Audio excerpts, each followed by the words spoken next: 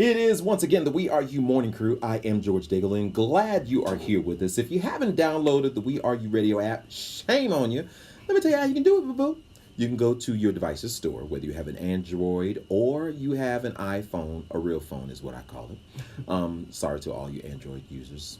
It's just what it is. You can go there and look up WERU Radio, all one word, and download the app. It is the app with the rainbow fist, like you see in all of our advertising. So make sure you download it, and you can listen to us 24 hours a day, 365 days of the year. We're giving a platform for LGBT music and discussions. And in the studio this morning, I have Jamie Freya Knott and Alex Santiago. Now, we were talking during the breaks, and I break this rule. Sophia says, don't talk during the music. Wait till you come on the air. But I can't because I'm nosy. So we were talking about how a lot of the trans community, an unfortunate part of the transition, is that a lot of people go into sex work because of a variety of reasons. It's so hard to unpack all of that, so we're just kind of going to breeze through it. But how is it still a part in 2021? Because I always assume that there's a network somewhere that will help you and grab you by the hand and say, let's do this and let's go forward and let's move forward. But let's say you're in that and you realize at a point that that's not for you anymore. How do you take that and move forward? And we were talking about that. So Jamie, go ahead and say what you were saying earlier, because I thought it was really we were just like talking about just like my personal experience of going through that part of like my transition, and coming out of it was so much of changing my mentality and really understanding that one, I have the right to take up space, and that I have the right to be in any space I choose to be in, whatever job, whatever profession. So like owning that part of it, and then just knowing that there are people that will accept me as I am, and that everyone's not looking to reject trans people or reject that lifestyle. But also just knowing the skill sets you have, like knowing opportunities. So if you can manage clientele, and you can manage your money and promote and advertise yourself, and you can, if you can sell yourself, you can sell a product. And just understanding that there's really a lot of value in the skill set of sex work if it's utilized in the right way. And I think a lot of trans women just don't understand that they're really, they're bosses. And they just don't know how to channel that energy. They're channeling it in the wrong spaces. And what does it look like for when you're getting a John, instead of, him just giving you money? What if you ask him how, if he has money to spend on you every day, if he has money to throw away, where is he getting that money from? How is he making his income? Ask questions. Do you want to learn to fish, or do you just want someone to hand you fish? Like, there's power in that when you're in the hotel room and you're inviting all these wealthy men in. You can, pick their brain and figure out how they got their wealth. Come on and teach, sis. Teach. Yeah. Wow. I mean, that's good stuff. You have a skill set, sister. You have a skill set, brother, that is transferable. How about that? Now, we were talking. There's so much that I got to ask you, and we don't have that much time. So first of all, let me start with the House of Garçon. Tell me a little bit about that, because I got questions. We got questions. So, the House of Garçon. You asked earlier, was it like a fraternity? And it absolutely is not a fraternity. Okay. It is a family. Now, I don't know about other ball houses, but the Garçons are a family. I personally have never walked a ball. What? Exactly. But they saw skill sets in me that they could use that would still benefit the house.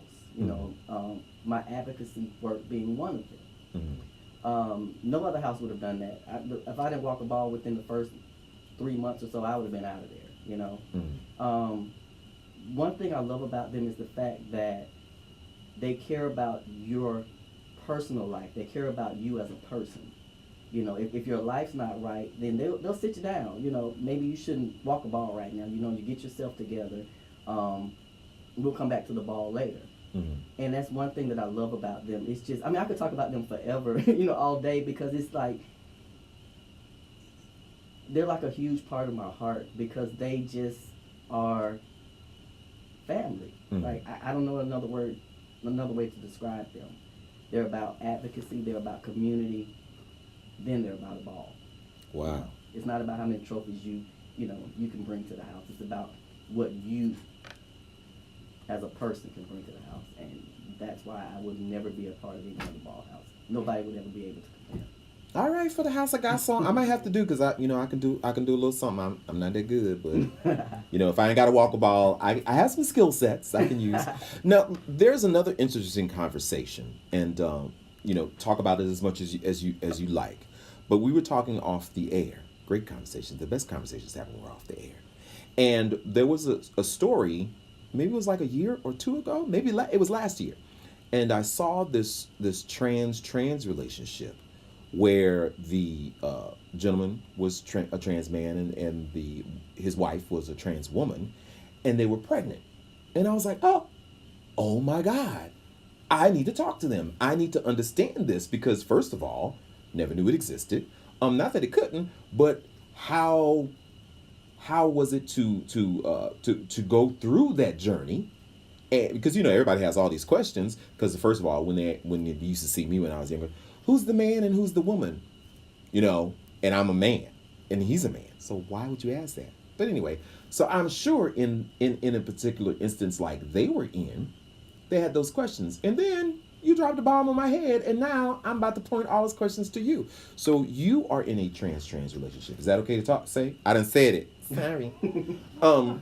How is that for you? And tell us about that journey. Well, first of all, the couple that you mentioned, I'm really good friends with him, and it takes a person that's comfortable in their own skin to be in that type of situation, carrying a baby and presenting as male. And I have the utmost love and respect for him, because it's not something that a lot of guys, would do. Yeah. And yes, I'm in a trans relationship, and it's no different than any other male-female relationship. She's an amazing woman. I like to say, I don't know if I've ever told her this, but it's like, she matches my fly, Okay then. And so it's a really good relationship. It's a long-distance relationship, but, I think, like I was telling Jamie earlier when she asked how does that work, just like any other relationship, keep people out your business, and it works. I mean, it just works. Like, I look at her like I look at any other woman. She looks at me like any other male. I don't know how to explain it, because we don't have issues. Right. So I have like a follow-up question to that. Is it cool if I ask Sure. So here's my thing, like being trans, and I know as we go through different spaces and what we want to change about our body, what steps we want to take in our transition, I've always wondered in those type of relationships about envy and like jealousy around body parts. So like if I'm wanting to transition and eventually have, be anatomically changed, like have full SRS, and like to see my partner actually have the process of pregnancy and know that that's something I could never have. Like, do you, like in those types, do you understand like the type of psychological thing? Like, do you think that that's something that is easy to deal with? Have you ever like dealt with like being in a trans relationship where there was like, anatomical envy or like certain process type of envy where it's like, oh, you get to be pregnant and I don't, and I'm kind of secretly jealous that you get to experience pregnancy and I don't? You think that would ever? I mean, I'm sure that has happened. I have never envied anybody's body parts. I went through a really bad gender dysphoria where I wanted the surgery, but it didn't have anything to do with anybody else. It was just something that was inside of me. And I think that's with anybody. It's something that's inside of them, whether their partner is able to, they could be a random woman walking down the street that they see pregnant and envy that. I don't think it has anything to do with the actual relationship itself. I think in their particular case, it was nice that the child that they have is their biological child together. And I think that just made it a beautiful thing. I don't think, envy and all that probably went out the window when you have this beautiful, person that's a part of somebody that you love. But when it comes to the whole thing, with my relationship, it's just about loving the person for who she is. I could care less about surgeries, if she has one, if she doesn't have one, if she does this, if she doesn't do that. It's just, I love her I love her soul. I don't care about the body part. Wow. Wow. Any follow-up questions, ma'am? Any? I'm just. This is a great conversation, but I want to make sure that I cover all of my bases. So, Jamie, you have taken your skill set and added that to a product, and just give us a little bit more information where we can get it and what we can expect from you in the future. So like my 2 current projects that I'm working on are like a vegan soap shop. So I sell handmade vegan soap bars. ShopJamieFreya.com, or you can follow me on Instagram at ShopJamieFreya. And the self-defense keychains are at ShockKitty LLC on Instagram, or you could go to ShockKitty.com. But it's all connected. So if you follow my account or Shop Jamie Freya, they're all connected together. But you can find me Instagram, Twitter, Facebook, YouTube, all that. Shop Jamie Freya. Mm-hmm. Okay, and Jamie Freya Knott is the Instagram handle, right? Yep, for my main account. All right, and it's 2 T's? Yes.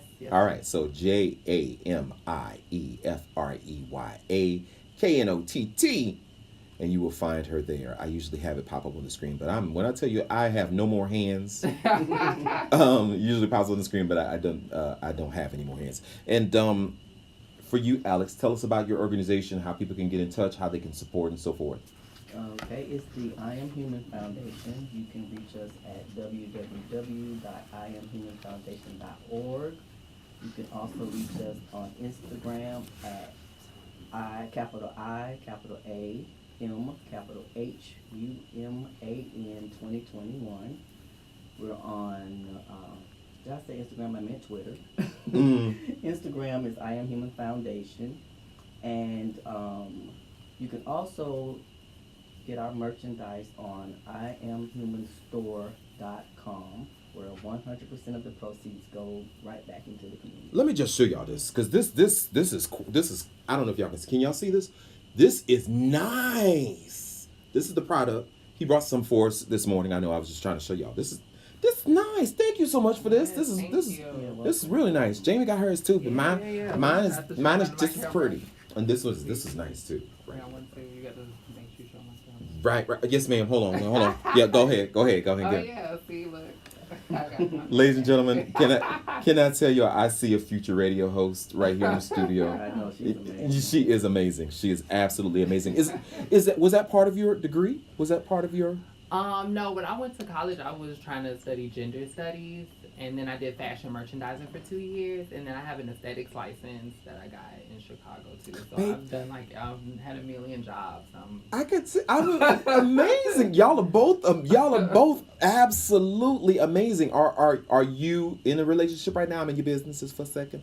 No, I have a lot of male friends. That's it, I guess you could say. No, friends. I think when you have job openings, you should see as many applicants as possible until you find the right person for the job. Just I get you, sis. I understand. Weighing my options. Right. You got to look at the 401k, at the credit score. Just saying, you got to understand. How compatible are we? So, is there anything that you want to leave?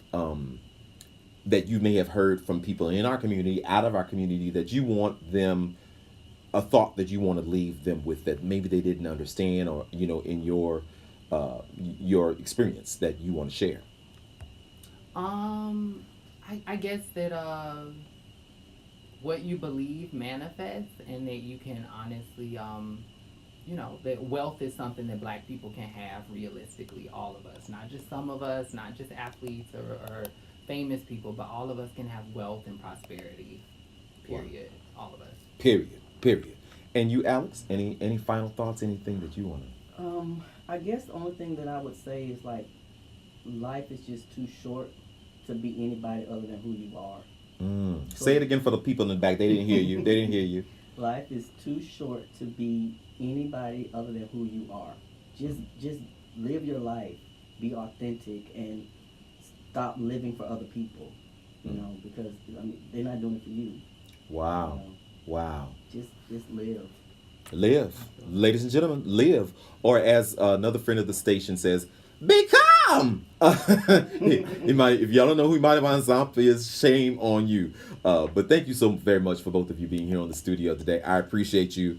Anytime you want to come and share, you have you have a seat. I mean that. I honestly mean that. So please do it whenever you would like to. Thank you so much for tuning in today. We got to get on up and get on out of here. Make way for the midday diva, Diamond. She's going to take you up until 2 o'clock. And after that, the one and only Miss Sophia from 2 until 6. And DJ Baker comes in at 7 p.m. I love you, and there's nothing you can do about it. Make it a great day, y'all. Bye.